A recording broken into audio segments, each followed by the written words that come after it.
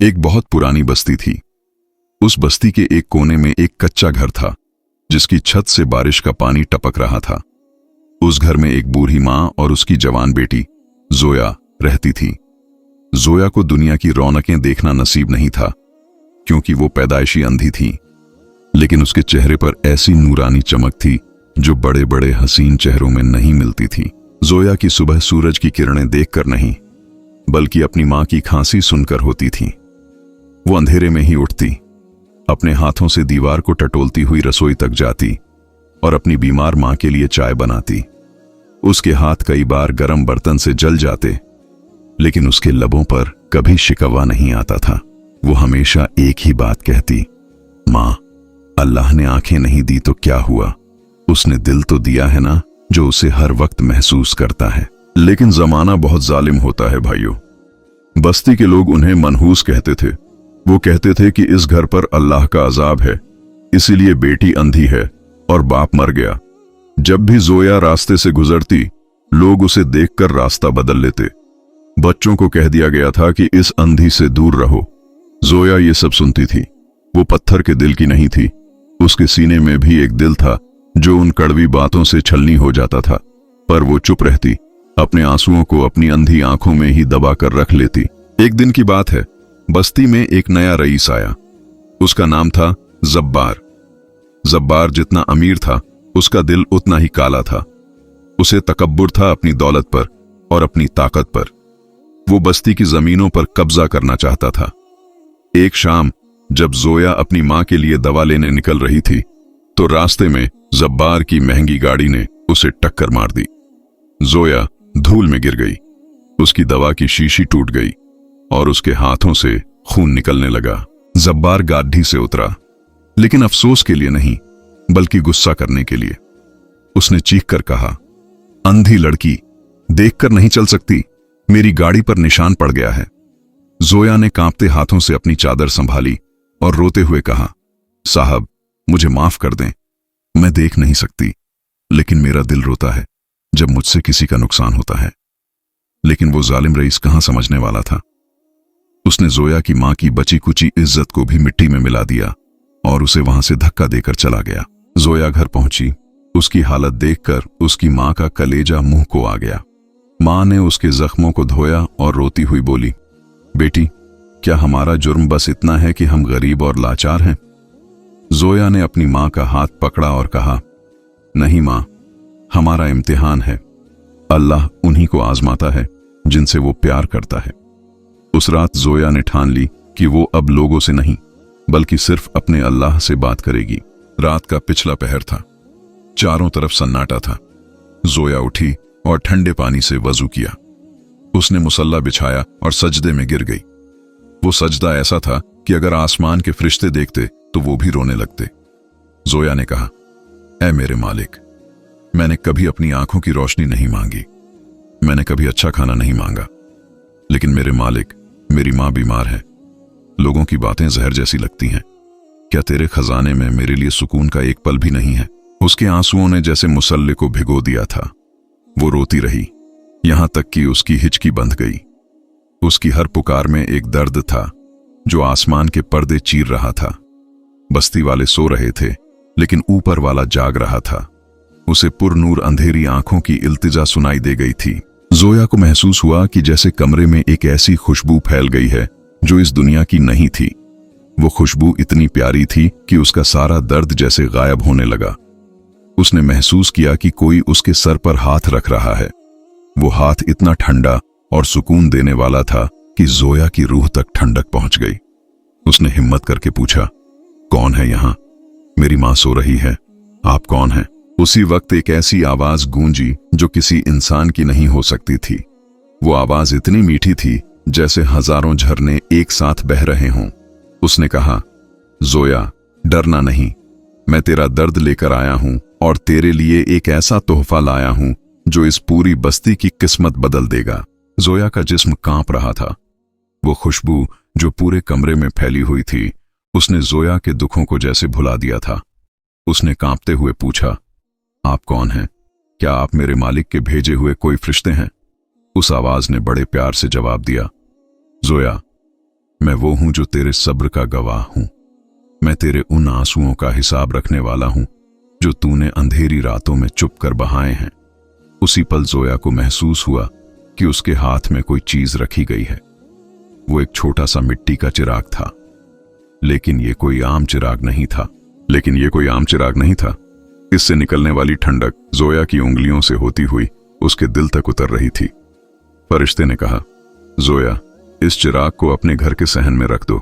इसकी रोशनी सिर्फ उन्हीं को दिखेगी जिनके दिल में खौफे खुदा होगा। और याद रखना, जब तक ये चिराग जलेगा, तेरा ये कच्चा घर दुनिया की सबसे कीमती जगह बना रहेगा। जोया ने वो चिराग पकड़ा और दीवार का सहारा लेकर सहन में आ गई। उसने वो चिराग एक पुरानी मेज पर रख दिया। जैसे ही उसने चिराग रखा, पूरी बस्ती में एक अजीब सी खामोशी छा गई। परिंदे चहचहाने लगे जबकि रात का वक्त था। फूल खिलने लगे जैसे बाहर आ गई हो। जोया की मां की खांसी अचानक रुक गई और वो गहरी और सुकून वाली नींद में सो गई। अगली सुबह जब सूरज निकला तो बस्ती वालों ने एक ऐसा मंजर देखा जिस पर उन्हें यकीन नहीं आया।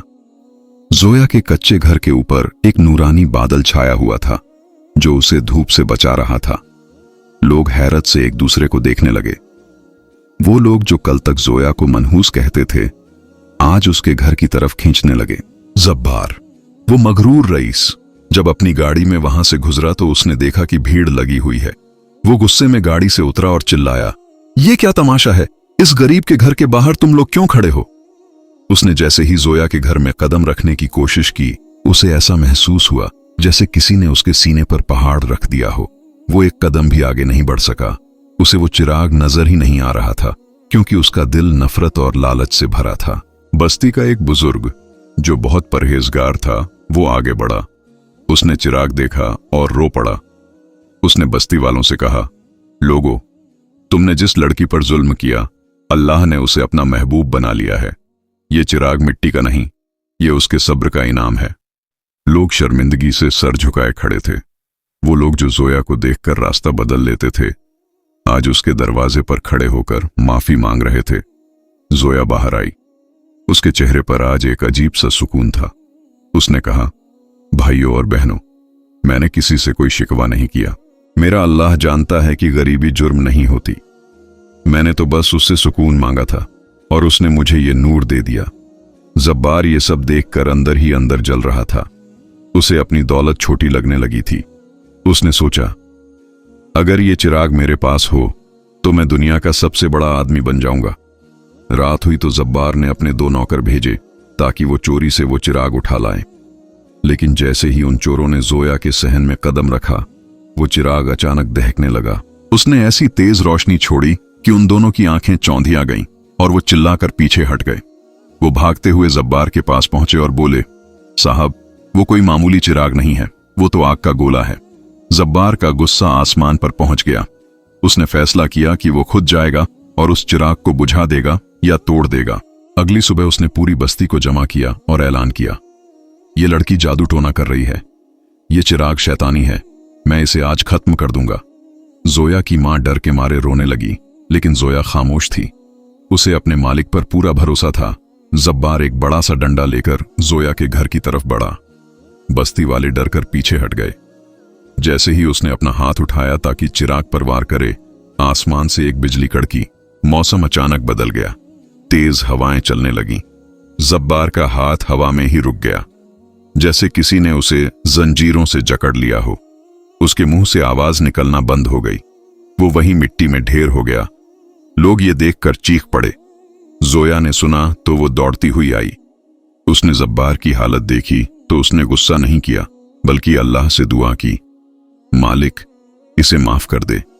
इसे पता नहीं है कि ये क्या कर रहा है। जोया की इस बात ने लोगों के दिल चीर दिए। एक लड़की जिसे इस शख्स ने इतना दुख दिया, आज उसी के लिए दुआ कर रही थी। जोया जब्बार के पास मिट्टी में बैठी रो रही थी। लोग हैरान थे कि जिस इंसान ने इसे इतनी तकलीफ दी, जोया आज उसी के लिए रो रही है। जोया ने आसमान की तरफ अपना चेहरा किया और कहा, ऐ मेरे मालिक, तूने इस चिराग के जरिए मुझे इज्जत दी। तूने लोगों के दिलों में मेरे लिए जगह बनाई। लेकिन मेरा दिल तब तक सुकून नहीं पाएगा जब तक ये तड़पता हुआ इंसान माफ नहीं कर दिया जाता। अल्लाह, इसे माफ कर दे, इसे हिदायत दे दे। अभी जोया की दुआ पूरी भी नहीं हुई थी कि एक ऐसा मोजिजा हुआ जिसे देखकर लोगों की चीखें निकल गईं। उस मिट्टी के चिराग से एक बहुत तेज नूर निकला और सीधा जोया की आंखों में समा गया। जोया ने अपनी पलकें झपकाईं। उसे अचानक सब कुछ धुंधला सा दिखने लगा। फिर आहिस्ता आहिस्ता उसे अपनी मां का चेहरा नजर आया। उसने देखा कि उसकी मां रो रही है। उसने अपनी खिड़की, अपना कच्चा घर और सामने खड़े लोगों को देखा। जोया जोर से चिल्लाई, मां, मुझे सब दिख रहा है। मां, अल्लाह ने मुझे मेरी आंखें वापस दे दी हैं। पूरी बस्ती में एक टहलका मच गया। मां अपनी बेटी के गले लगकर फूट फूट कर रोने लगी। जो लोग कल तक जोया को पत्थर मारते थे, आज वो उसके कदमों में गिरकर माफी मांग रहे थे। ये सब्र का वो फल था जिसे देखकर हर आंख नम थी। तभी जब्बार के जिस्म में भी हरकत हुई। उसका हाथ, जो पत्थर बन चुका था, आहिस्ता आहिस्ता ढीला होने लगा। उसकी आंखों से आंसू बहने लगे। वो उठकर खड़ा हुआ और सबसे पहले जोया के सामने हाथ जोड़कर खड़ा हो गया। वो रईस, जिसका घमंड आसमान पर था, आज एक गरीब लड़की के सामने सर झुकाए खड़ा था। उसने कहा, जोया बेटी, मुझे माफ कर दो। आज मुझे समझ आया कि असली ताकत दौलत में नहीं, बल्कि पाक दिल और दुआ में होती है। जब्बार ने उसी वक्त ऐलान किया कि वो अपनी सारी काली कमाई छोड़ देगा। उसने अपनी आधी जायदाद गरीबों के नाम कर दी और जोया के घर के पास एक बहुत बड़ा मदरसा और अस्पताल बनवाने का काम शुरू कर दिया। उसने कसम खाई कि वो अब अपनी बाकी की जिंदगी गरीबों की खिदमत में गुजारेगा। वो बस्ती, जो नफरत के लिए मशहूर थी, अब मोहब्बत और भाईचारे का घर बन चुकी थी। जोया अब अंधी नहीं थी, लेकिन उसका दिल आज भी वैसा ही था। वो अब भी रात को उठकर इबादत करती थी। लोग दूर दूर से उस नूरानी चिराग को देखने आते थे। लेकिन एक रात जब जोया इबादत कर रही थी, उसे वही पुरानी खुशबू दोबारा महसूस हुई। वो समझ गई कि फरिश्ते की दोबारा आमद हुई है। फरिश्ते की आवाज गूंजी, जोया, तेरे सब्र का इम्तिहान पूरा हुआ। तूने सिर्फ अपने लिए नहीं, बल्कि अपने दुश्मन के लिए भी खैर मांगी। यही वो सिफत है जो बंदे को अल्लाह के करीब कर देती है। अब ये चिराग यहां से रुखसत होने वाला है, क्योंकि इसका मकसद पूरा हो चुका है।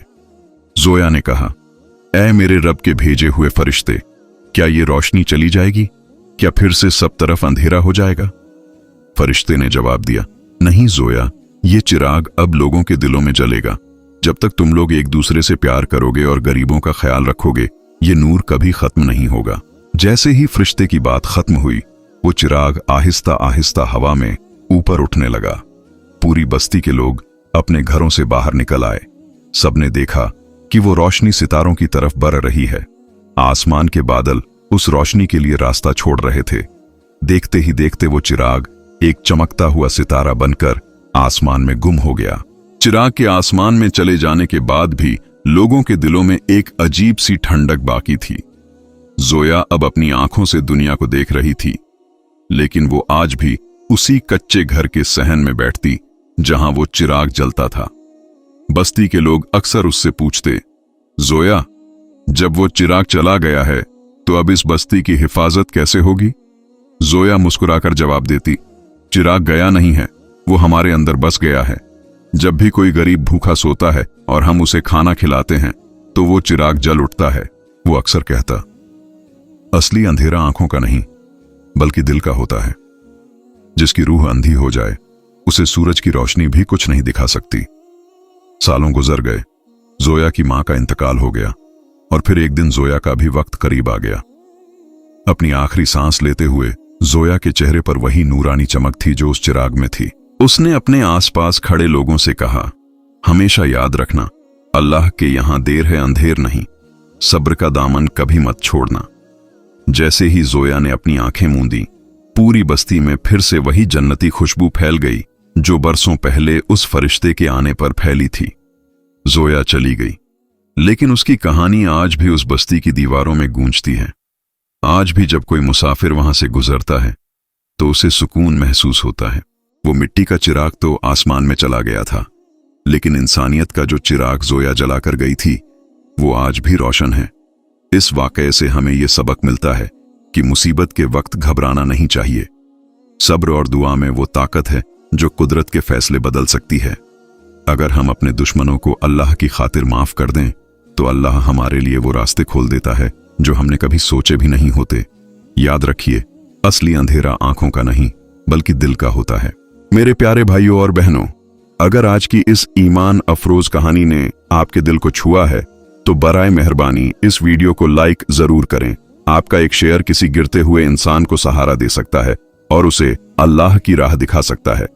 हमारे चैनल किस्सा वॉइस को जरूर सब्सक्राइब करें ताकि हम आपके लिए ऐसी ही रूहानी और सच्ची कहानियां लाते रहें। हमें आपके सपोर्ट की बहुत जरूरत है। कमेंट बॉक्स में सुभान अल्लाह लिखकर अपनी मोहब्बत का इजहार करें। अल्लाह आप सबको हमेशा खुश और आबाद रखे। आमीन।